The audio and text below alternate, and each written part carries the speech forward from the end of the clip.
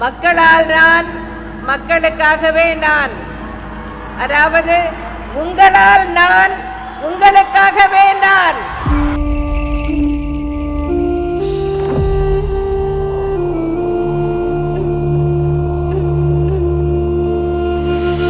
Please watch Be Good channel, like it, subscribe it. By doing that, you're doing a great service because you're spreading the good things. Be good channel நேயர்களுக்கு என்னுடைய பணிவான வணக்கம்.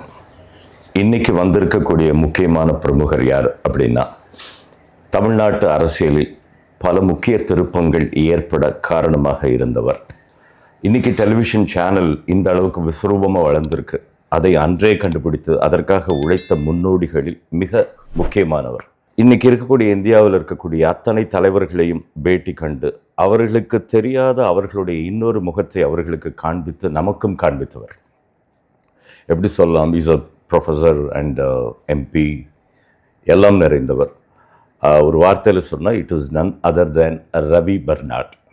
இங்கே என்னென்னா, Ravi Bernard is not merely a name. He is a personality of icon who made many things what is happening now. So over to Ravi Bernard, sir. Sir வணக்கம். வணக்கம் sir. உங்களை சந்திச்சதில் ரொம்ப சந்தோஷம். எனக்கு மகிழ்ச்சி. இப்போ சார், இந்த நம்ம ஜெயலலிதா அம்மாவுடைய பிறந்தநாள் வருது. இப்போ அதுக்கான ஒரு சிறப்பு நிகழ்ச்சி இது செய்யணும்னு நினச்சி எங்கள் டீமோட பேசிகிட்டு இருக்கும்போது யார் இதை பற்றி கேட்கலான்னப்போ உங்கள் ஞாபகம் தான் முதல்ல எங்களுக்கு வந்தது. எங்கள் பி குட் சார்பாக நான் வந்திருக்கோம் சார். இப்போ நீங்கள் உங்களுடைய நினைவலைகள் என்ன அப்படின்றத சொல்கிறதுக்கு முன்னாடி, பொதுவாகவே ஜெயலலிதா அம்மாவை நெருங்கிறதுக்கே எல்லாரும் தயங்குவாங்க, நெருங்கிறதுக்கே யோசிப்பாங்கன்னு சொல்லுவாங்க ஒரு கட்டத்தில். அந்த நேரத்தில் அவங்க ஜெயலலிதா அம்மா நெருங்கி உங்ககிட்ட வந்தாங்க, உங்ககிட்ட பல ஆலோசனைகள் கேட்டாங்க. இது வரலாற்று பதிவு. இது அந்த தருணம் எப்படி ஏற்பட்டது, அதை நீங்கள் கொஞ்சம் சொல்லணும். நீங்கள் முன்னுரையில் சொன்ன மாதிரி நான் ஒரு கல்லூரியில் பேராசிரியராக இருந்தேன். பிறகு ஒரு தொலைக்காட்சி அறிமுகம் கிடைச்சிது. பிறகு இன்னொரு தொலைக்காட்சியில் இயக்குனராக இருந்தேன். ஒரு நாள் ஒரு ப்ரெஸ் மீட்டு, செல்வி ஜெயலலிதா ப்ரெஸ் மீட் நடத்துகிறாங்க அப்படின்னு சொன்னாங்க. ஓகே. அது 1997ஆம் ஆண்டு மார்ச் மாதம் 24 அல்லது 25 இந்த மாதிரி ஒரு நாள். அந்த டைம் அப்போது நான் விஜய் டிவிக்கு இயக்குனராக இருந்தேன். எங்கள்கிட்ட ஒரு செய்தி கிடையாது. பட் இருந்தாலும் ப்ரெஸ் மீட் நடத்துகிறாங்கன்னு எனக்கு ஒரு ஃபோன் கால் வந்ததுனால சரி நம்ம குருவை அனுப்பி வைப்போம்னு நம்மளுடைய கேமராமேனையும் அனுப்பி வச்சேன். அப்போ என்னுடைய வீடு போகு ரோடு. அந்த அவங்க உங்களுக்கு தெரியும், நீங்கள் சினிமா பின்னணி உடையவர்.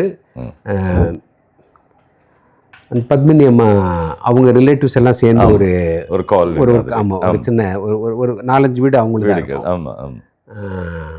மேக்கப் மேன் தனக்கோட்டி வீட்டுக்கு அடுத்தவுள்ள பத்மினி அம்மா, சுகுமாரி அம்மா, அவங்க எல்லாம் ஒரு இதாக இருந்தாங்க, ஒரு ட்ரூப்பாக இருந்தாங்க. ஆமாம். அதில் அங்கே சுகுமாரி அம்மா வீடு இப்போ ஃப்ளாட் ஆகிடுச்சு. பீம்சிங் மனைவி சுகுமாரி அம்மா வீடு ஃப்ளாட் ஆச்சு. அந்த ஃப்ளாட்டில் தான் நான் குடியிருந்தேன். விஜய் டிவி ஆஃபீஸுக்கு போகும்போது கத்தீட்ரல் ரோடில் போகும்போது சரி எனக்கு சின்ன சிந்தனை வந்தது, நம்ம கேமராவை அனுப்பினோமே ஜெயலலிதா அம்மா ப்ரெஸ் மீட்டுன்னு சொல்லி, அது என்ன நடக்குதுன்னு பார்த்துட்டு போகலாமே. ஓகே. அப்படின்னு அப்போ நான் செல்ஃப் டிரைவ் தான். ஸ்டெல்லா மேரிஸ் தாண்டோன்னையும் திடீர்னு மனசில் தோணி ரைட்டில் திரும்பினேன். ஓகே. இந்த பின்னி ரோட்டில் திரும்பி பாய்ஸ் கார்டனில் தான் நடக்குது. ஆமாம், அவங்க வீட்டில் தான் நடக்குது. அப்போ அவங்க எம்எல்ஏ இல்லையே. ஓஹோ. அப்போ அந்த ப்ரெஸ் மீட் எதுக்கான ப்ரெஸ் மீட்னா, அவங்க அதை 96 தோல்வி அடைஞ்சிட்டாங்க. 96 டிசம்பரில் கைது செய்யப்பட்டாங்க. ஓகே. இப்போ ஒரு 17 நாளோ 27 நாளோ சிறையில் இருந்தாங்க. பிறகு வெளியில் வந்தாங்க, வீட்டில் தனிமையில் இருக்காங்க. சசிகலா அப்போ கைது செய்யப்பட்டு சிறைக்கு போயிட்டு சிறையில் உடம்பு சரியில்லாமல் அப்போலோ ஹாஸ்பிட்டலில் இருக்காங்க. இவங்க தனியாக இருக்கிறாங்க வீட்டில். அப்போ அந்த ப்ரெஸ் மீட்டு நடந்தது. எதுக்கு அந்த ப்ரெஸ் மீட் அப்படின்னா, அசம்பிளியில் அன்றைக்கி முதல் நாள், அந்த சம்பவம் நடக்கிறதுக்கு முதல் நாள் ஒரு பெரிய டிபேட். எல்லாம் காரசாரமாக ஆக்ரோஷமாக ஜெயலலிதாவை பிடிச்சிட்டு தூக்கில் போடணும், ராஜீவ் கொலைக்கு ஜெயலலிதா தான் காரணம், அப்படி இப்படிலாம் பேசுகிறாங்க. ஏன் அப்படி பேசுகிறாங்கன்னா, முதல் நாள் பேப்பரில் ஒரு ஃபோட்டோ வந்திருக்கு. அந்த ஃபோட்டோவில் 4-5 பேர் நிற்கிறாங்க. சரி. அதில் ஜெயலலிதா அம்மாவோட ஒரு ஆணும் ஒரு பெண்ணும் நிற்கிறாங்க. அந்த ஆண் சிவராசன், ராஜீவ்காந்தி கொலைக்கு ஏற்பாடு செய்த சிவராசன் மாதிரி, இந்த ஒற்றைக்கண் சிவராசன் சொல்லுவாங்க, ஆமா சிவராசன் மாதிரியும் பக்கத்துல நிக்கிற இந்த பெண் வந்து தனு, அந்த மனித வெடிகுண்டா வெடிச்ச தனு மாதிரி இருக்கு. அந்த கண்ணாடி பெருசா போட்டு. ஆமா, அந்த அந்த அந்த ஃபோட்டோ கலரில் வந்தது. வந்து பரபரப்பாக இருக்குது. ராஜீவ் கொலையாளிகளுடன் ஜெயலலிதா அப்படின்னு வந்தது. இவங்களுக்கு வந்து தெரியல இது யார், எப்படி இந்த ஃபோட்டோ எடுத்தாங்க. ஜெயலலிதா அம்மா வீட்டில் இந்த போலீஸ் ரெய்டு போய் அவங்க சிறையில் இருந்தப்போ ரெய்டு போய் நிறைய திங்ஸ் எடுத்துப்போ இந்த ஃபோட்டோவும் அங்கே இருந்து அதை எடுத்திருக்காங்க. எடுத்துட்டு அதை ப்ரெஸ்ஸுக்கு கொடுத்து இந்த மாதிரின்னு வந்துருச்சு. என்னன்னு, ராஜீவ் கொலையாளிகளுடன் ஜெயலலிதா அப்படின்னு. அதை சட்டமன்றத்தில் எல்லாரும் கொதிக்கிறாங்க. ராஜீவ் கொலையாளி இந்த இந்த இந்த டிஸ்கஷனுக்கு அப்புறம் தான் அந்த கொலை நடந்துச்சு. இந்த கொலையை பற்றி ஜெயலலிதாவுக்கு தெரியும், ஜெயலலிதாவை தூக்கில் போடணும் அப்படின்னு எல்லாரும் பேசுகிறாங்க. அதுக்கு அந்த ப்ரெஸ் மீட்டு சரி என்ன சொல்கிறாங்கன்னு பார்க்கலான்னு போனால் அந்த ஃபோட்டோவில் இருந்த 2 பேரும் அங்கே ப்ரெசென்ட் ஆகிருக்காங்க, அங்கே வந்திருக்காங்க. அவங்கள கூட்டிகிட்டு வந்தது யாருன்னா ஜனதா தள் கட்சியினுடைய கிருஷ்ணகிரி மாவட்டத்தில் ஒரு தொகுதி, ஒசூர்னு நினைக்கிறேன், எம்எல்ஏ வெங்கடபதி அப்படின்னு அந்த எம்எல்ஏ, வயசானவர், நல்ல மனுஷன், அவர் கூட்டிகிட்டு வந்திருக்காரு. இவங்க 2 பேரும் சட்ட மாணவர்கள், லா படிச்சுட்டு பாஸ் பண்ணிட்டு பார் கவுன்சிலில் பதிவு பண்ணுறதுக்காக வந்தவங்க.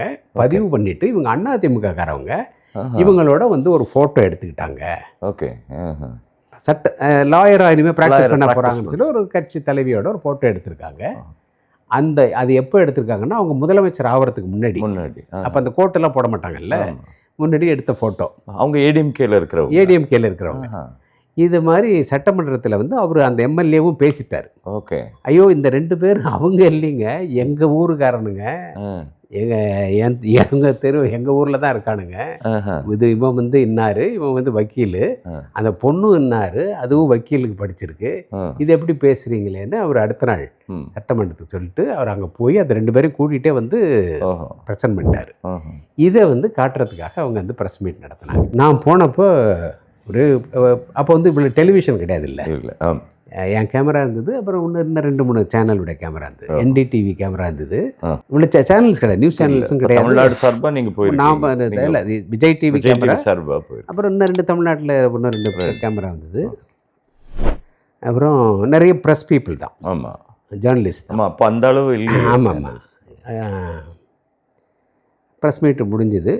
அப்போது இவர் திருநாவுக்கரசர் இருக்கார்ல, அவரு அப்போ அதிமுகவில் இருக்கார்.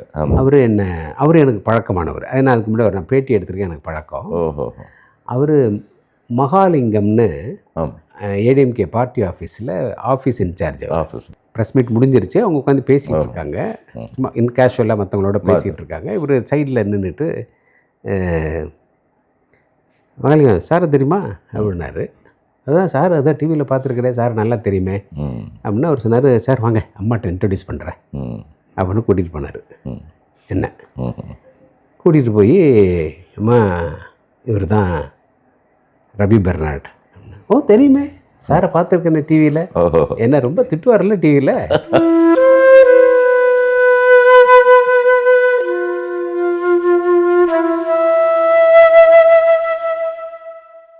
விஜய், விஷால்லாம் என்னுடைய மாணவர்கள் தான். இருக்கிற வரலையும் நீங்கள்லாம் சாப்பிடுங்க, அதுக்கப்புறம் இந்த சொத்தெல்லாம் ஏழைகளுக்கு போகணும்.